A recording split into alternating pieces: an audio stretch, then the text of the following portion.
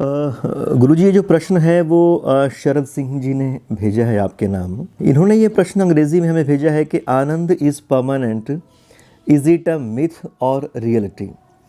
आनंद स्थायी भाव का नाम है, ये वास्तव में ऐसा होता है या फिर एक ये मिथ है? आपका ज्ञान विवेक इस विषय में गुरुजी क्या कहता है, इन्होंने जानना चाहा है। आनंद एक आदर्श होता है। आदर्श हमेशा बहुत ऊंचे होते हैं। जब हम परीक्षा में बैठते हैं तो अगर हमारा आदर्श ये है कि 100 में से 100 नंबर आने चाहिए, तो आदर्श हमारा बहुत ऊंचा होगा। तो हम रियलिटी में क्या होगा कि 80 नंबर तो 75 नंबर तो प्राप्त कर ही लेंगे। अगर हमारा आदर्श ही छोटा है कि मेरे 55 नंबर आ जाएं तभी ठीक है, तो फिर 30 ही नंबर आएंगे। तो आनंद जो है इसको कहते हैं ह्यूरिस्टिक आइडिया, यानी जो अपनी तरफ खींचता है ऊपर को, तो आकर्षण पैदा करता है। तो आदमी को छोटे मोटे सुख जिनको कहते हैं उनसे ऊपर उठने के लिए जो खींचता है, जो सुखवादी आदमी है वो भी इसको मानते हैं। जो हमारे हेडोनिस्टिक हैं बड़े तकड़े, बैंथम, वो भी इस बात को कहते हैं कि ड्यूरेशन काउंट्स इन प्लेजर। जो प्लेजर एंड्यूरिंग है, यानी 4 घंटे तक जिसको हम एंजॉय कर सकते हैं, प्लेजर ऑफ फ्रेंडशिप, या 4 महीने तक उसको एंजॉय कर सकते हैं, वो उस प्लेजर से अच्छा है जो 15 मिनट में ही रबड़ी खाई ख़त्म हो गया उसके बाद प्लेजर।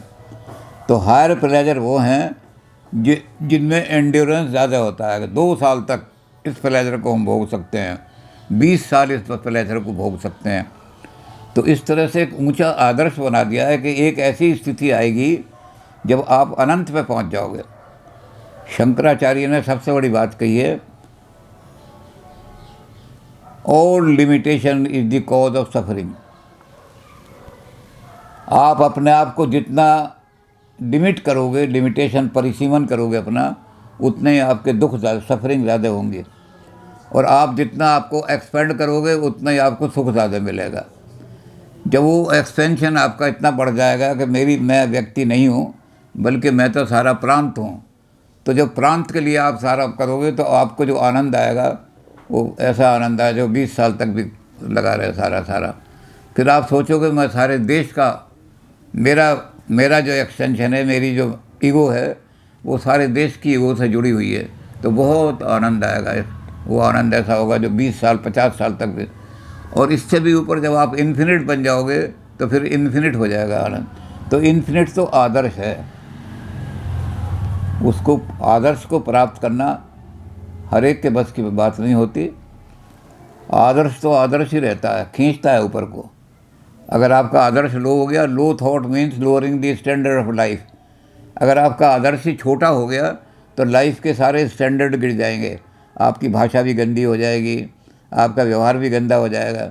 और आप ऊंचा विचार रखोगे, हाईएस्ट विचार रखोगे, तो आपके विचार में उतनी ज़्यादा डिग्निटी आएगी।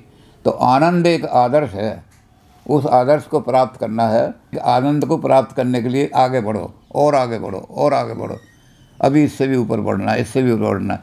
और जब आप आनंद के उस स्थिति में पहुंच जाओगे कि मैं एक्सपेंडेंट होते होते एक्सपेंशन इतना हो गया कि मैं सारी लिमिटेशन तोड़ दी। क्योंकि शंकराचार्य कहते हैं सबसे बड़ी बात कि परिसीमन ही दुख का कारण है। आप अपने आप को जितना लिमिटेड रखोगे उतने ज़्यादा दुखी रहोगे।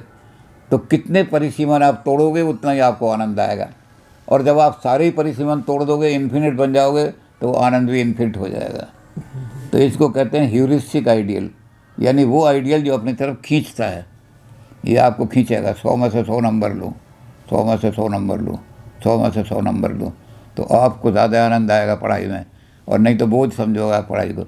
इसी तरह से जीवन में है कि मैं ये सुख है, ये एक क्षणिक सुख है, ये 15 मिनट का सुख है, इसको और बढ़ाऊँ और ऐसा सुख लूँ जो ज़्यादा देर तक कायम रहे। तो बढ़ते बढ़ते एक दिन ऐसा आएगा कि आप उस परम आनंद में पहुँच जाओगे, सबसे ऊँचे आनंद में। और वो आदर्श जब प्राप्त कर लेता आदमी, तो हंसा मान सरोवर पाया, ताल तलैया का डोले, जब मन मगन गया तो का बोले। जब उस आनंद को प्राप्त कर लेता है आदमी, तो फिर वाणी मूक हो जाती है, क्योंकि उस आनंद को शब्दों में नहीं बदल कर। शब्द हमेशा टूटा हुआ होता है, खंडित होता है। आप कहोगे रोद इज़ रेड, तो रोद भी सबने देखा है, रेडनेस भी देखी है, ईद कहाँ से आ गया ये? तो इस दोनों को खंडित कर देता है। पहले रोद को रेड से अलग करेगा। अब आप जानते हैं कि रेडनेस बिना रोद के नहीं रह सकती, और रोद का कोई ना कोई कलर ही होगा, लेकिन इसने आकर के खंडित कर दिया। तो वाणी जो है वो खंडित कर देती है आपके एक्सपीरियंस को। आप जब आनंद को एक्सपीरियंस करने लगोगे तो वो शब्द जो हैं वो आपस में एक दूसरे से खंडित होकर टुकड़े टुकड़े हो जाएंगे, फिर सेंटेंस बनाओगे उनका। इसलिए जब मन मगन भयो तो कहाँ बोले। जब आदमी उस उच्चतम शिखर पर पहुंच जाता है फिर वाणी मूक हो जाती है। फिर तो वो कहेगा तुम भी अनुभव करो, इसी स्टेज पे आ जाओ, मेरी स्टेज पे।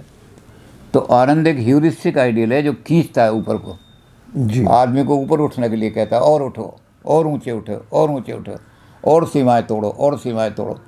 परिसीमन जितना परिसीमन होगा उतना दुखी होगे, जितनी सीमाएं तोड़ोगे उतना ही आनंद आता चला जाए।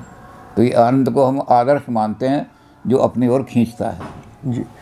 तो गुरुजी, जब हम कहते हैं कि गुरु के पास हम जाते हैं और गुरु हमें वो हमारी जो चेतना है उनका स्तर उठा देते हैं, हमारे जीवन में आनंद की वृद्धि होती है, तो वो हमारी परिसीमन को तोड़ते हैं। गुरु एक तरह से हमें उन्मुक्तता की तरफ ले जाते हैं। हाँ बिल्कुल, परिसीमन तोड़ते हैं तो थोड़ा बहुत आनंद आने लगता है। परिसीमन नहीं तोड़ेंगे तो आप सुख तो भोग लेंगे, लेकिन वो क्षणिक सुख होंगे, छोटे छोटे, आनंद नहीं होगा।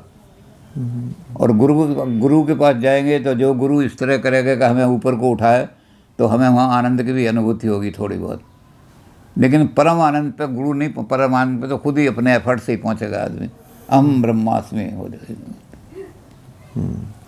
यानी कि गुरु हमारे और यूनिवर्स के बीच में एक खिड़की कायम करता है। बिल्कुल। पर अपने एफर्ट से हमें वो पूरी दीवार गिरानी होगी। हाँ, और सारी जब घट का और नदी का पानी जब एक हो जाए तब वो उन्मुक्त अवस्था है, तब आनंद आएगा। इशरते कतरा है दरिया में फना हो जाना, दर्द का हद से गुजरना है दवा हो जाना।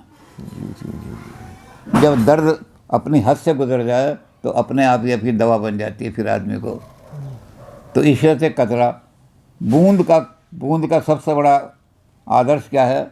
दरिया में फना, दरिया में लीन हो जाओ, सारी सीमाएं टूट जाएंगी। एक आदमी गंगा जल लाया, गंगा जल से आके उसने घर में शराब बनाई,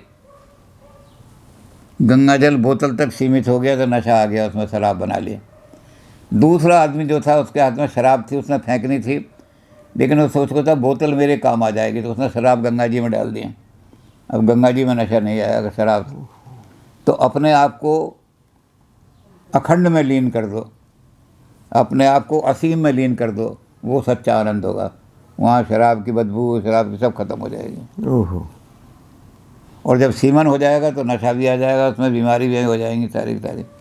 तो परिसीमन तोड़ो, आनंद आता। जितना तोड़ोगे परिसीमन उतना ही आनंद आएगा आपको। वाह, आपके इस जवाब से गुरुजी महा आनंद की अनुभूति हुई। प्रणाम।